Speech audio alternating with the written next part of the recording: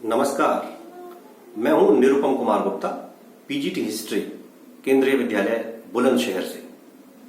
And today we are here to discuss about a new chapter. The name of the chapter is, you can see on the board, this is kings and chronicles. It tells you something about the Mughal courts. Here we will discuss about so many aspects of the Mughal Empire. Now let us know what are chronicles. Actually, chronicles are systematic description of history. जो Mughals थे या कोई भी राजा होता है, वो ये चाहता है कि उसके समय जो कुछ हो रहा है उसके बारे में लोगों को पता चले. इस उद्देश्य से कई किताबें लिखी गईं, जिन्हें हम हिंदी में इतिवृत्त कहते हैं और इंग्लिश में क्रॉनिकल्स कहते हैं. इन किताबों से हमें मुगलों के बारे में काफी कुछ अच्छी जानकारी मिलती है. तो ये जो क्रॉनिकल्स हैं, हम इसको आज समझने की कोशिश करेंगे. तो अब हम इस चैप्टर को अगर शुरू करें तो पहला जो टॉपिक है वो है The Mughals and their empire. Mughals, you know very well about Mughals. There was a dynasty in India, and some famous names of the rulers of the Mughal dynasty were Babur, Humayun, Akbar, Jahangir, Shah Jahan, Aurangzeb, Bahadur Shah Jafar. The founder of Mughal empire was Babur. But मुगलों ने अपने आप को कभी मुगल नाम से संबोधित नहीं किया, ना उन्हें यह पसंद था. वास्तव में उन्होंने अपने को तैमूरी कहा, क्योंकि पैटर्नल साइड से वो तुर्की शासक तैमूर के वंशज थे. You can see it here. Mughals paternal side से तैमूरिड्स थे और मैटर्नल साइड से मंगोल शासक, आपने नाम सुना होगा चंगेज खां का, उससे संबंधित थे. But before that we should know the name Mughal derives from word Mongol. The name Mughal derives from the word Mongol. Mongol word से ये बना है. लेकिन जो बिल्कुल शुरुआत में जो मुगल थे, स्पेशली बाबर, वो अपने आप को तैमूरिड कहलाना ज्यादा पसंद करता था बजाय मंगोलों से अपने आप को जोड़ने के. बल्कि वो कई बार मंगोलों को उनका मजाक उड़ाता था. उन्हें कहता था वो बारबरिक ग्रुप्स थे, बर्बर गिरोह थे. तो फिर ये मुगल वर्ड कहां से आया? 16th सेंचुरी में जब यूरोपियंस यहां आए, तब उन्होंने इस वर्ड मुगल को प्रयोग किया. और बच्चों, आप एक चीज और ध्यान दें. आपने एक मोगली नाम सुना होगा, आपने देखा होगा एक किताब है जंगल बुक, इसे लिखा है रुडयार्ड किपलिंग ने, और मोगली उसका मेन कैरेक्टर है. ये जो मोगली वर्ड है ना, ये मुगल से आया है.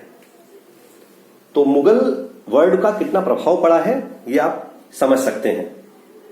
तो अब सबसे पहले तो हम ये जान लें कि आखिरकार जो फेमस राजा थे उन्होंने ये क्यों लिखाया था, क्या बात थी, किन कारणों से लिखाया. तो इसके लिए हम आगे चलें और हम सेकंड पॉइंट की तरफ चलें. सेकंड पॉइंट है द प्रोडक्शन ऑफ क्रॉनिकल्स.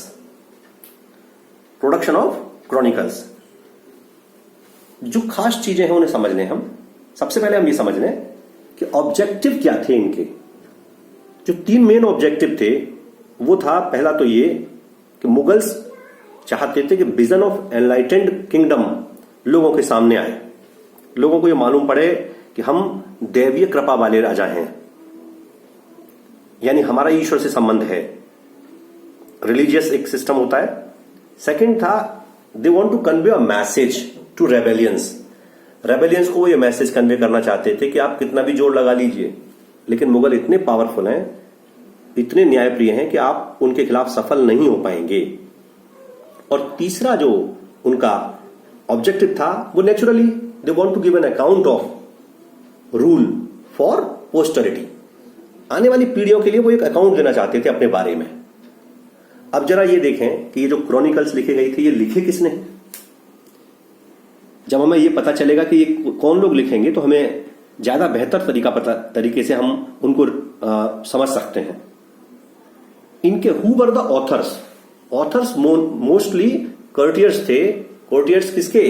मुगलों के। मुगलों के दरबारी थे, और जब मुगलों के दरबारी थे तो they were paid by the Mughals, तो नेचुरली उनका जो इंक्लिनेशन होगा, उनका थोड़ा झुकाव होगा मुगलों की तारीफ करने के लिए। Now we will see the content, विषय वस्तु क्या है। Main content was ruler central, his family, the court, novels, wars and administration. इसके बारे में वो लोग ज्यादा बताना चाहते थे, क्योंकि इन चीजों के द्वारा वो अपने आप को महिमा मंडित करना चाहते थे। अब हम एक और दूसरी तरफ मुड़े तो देखें कि मुगल्स जो थे वो टर्की से, ये फरगना से आए थे, बाबर टर्की साइड से, ये टर्किश में लिखते थे। बाबरनामा जो बाबर ने किताब लिखी है, आप ये देखें बाबरनामा, ये टर्किश में लिखी गई है। लेकिन मुगल्स बहुत जल्दी शिफ्ट कर गए from Turkish to Persian. From Turkish to Persian shift जो किए, उसका क्या कारण था और ये कैसे कैसे हुआ? Actually Akbar was the ruler who set out Persian as leading language of court. Akbar set out Persian as leading language of the court.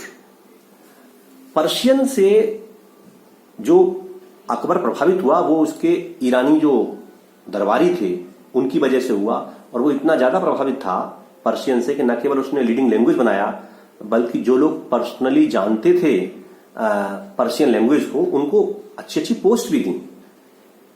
अब एक चीज और देखें, एक लैंग्वेज और है जो आजकल आप काफी देखते होंगे, और वो लैंग्वेज है उर्दू। आपको ये जानना चाहिए कि Urdu is a result of interaction of Persian with Hindavi. Interaction of Persian with Hindavi, that was resulted as Urdu. तो उर्दू का जो जन्म हुआ है वो इंटरेक्शन पर्शियन और हिंदवी से। अभी हम देखें कि पर्शियन लैंग्वेज ने कितना ज्यादा प्रभाव डाल दिया था उस समय, कि जो बाबरनामा जो टर्किश में लिखा गया था वो भी ट्रांसलेट किया गया, और अकबर ने जो अपना अकबरनामा लिखाया वो भी पर्शियन में लिखाया। बहुत सारी लिटरेचर ट्रांसलेट किया गया पर्शियन में, उनमें फेमस है रामायण और महाभारत। और एक क्वेश्चन आता है अक्सर कि महाभारत के पर्शियन ट्रांसलेशन को कहते क्या है, तो आप याद कर लें, महाभारत के पर्शियन ट्रांसलेशन को कहते हैं रज्मनामा। एक्चुअली जो मुगल रूलर थे वो पर्शियन लैंग्वेज से इतना ज्यादा प्रभावित थे कि वो ज्यादातर चीजों को पर्शियन में ट्रांसलेट करना चाहते थे। इसमें दारा शिकोह का भी काफी हाथ था, दारा शिकोह ने काफी इसमें काम किया था, तो पर्शियन की तरफ वो आ गए। अब हम देखें ये मैन्यूस्क्रिप्ट बनते कैसे थे, तो यहां हम देखेंगे the making of manuscripts. Manuscript means something which is handwritten. Manuscript handwritten होते थे, तो हैंड रिटन के लिए क्या है, कहां लिखेंगे, तो there was a centre of manuscript production which was known as kitab khana. Kitab khana, when you will translate you will come to know it is known as library, but it was not library.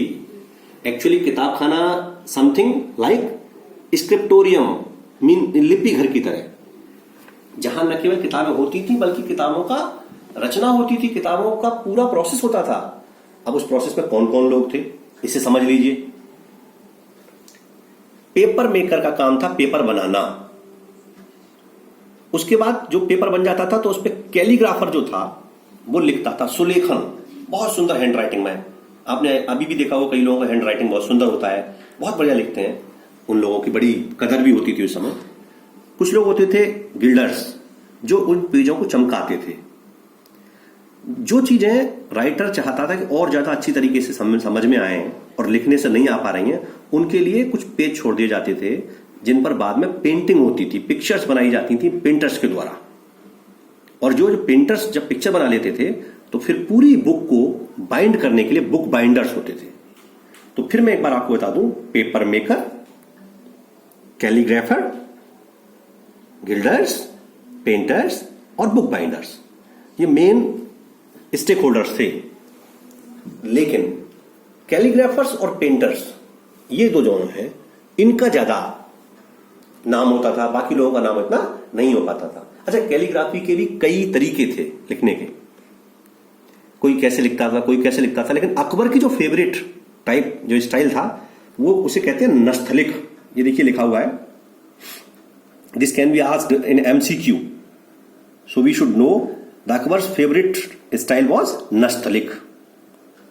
Now we will move towards the third point and that is the painted images.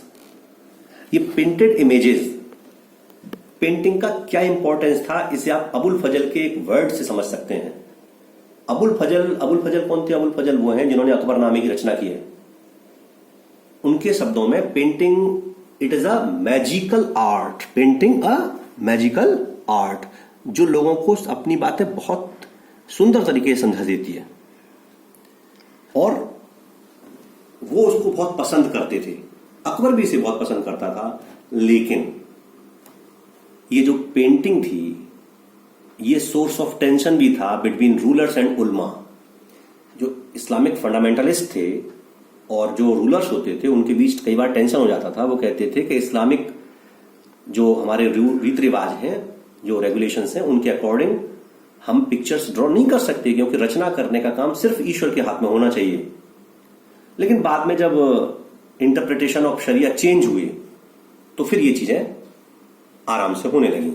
इन्हें आराम से कराने में एक जो खास हाथ था वो थे इनका, ये जो ईरान के किंग थे सफाविड जो थे, सफाविड किंग्स ऑफ ईरान, इन्होंने भी पेंटिंग्स को काफी पैटर्नाइज किया.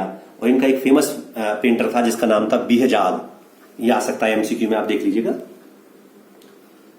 अच्छा, इसके अलावा दो और नाम फेमस हैं जो मुगल कोर्ट में रहे. एक तो नाम है मीर सैयद अली और एक है अब्दुस समद. ये दोनों फेमस पेंटर थे.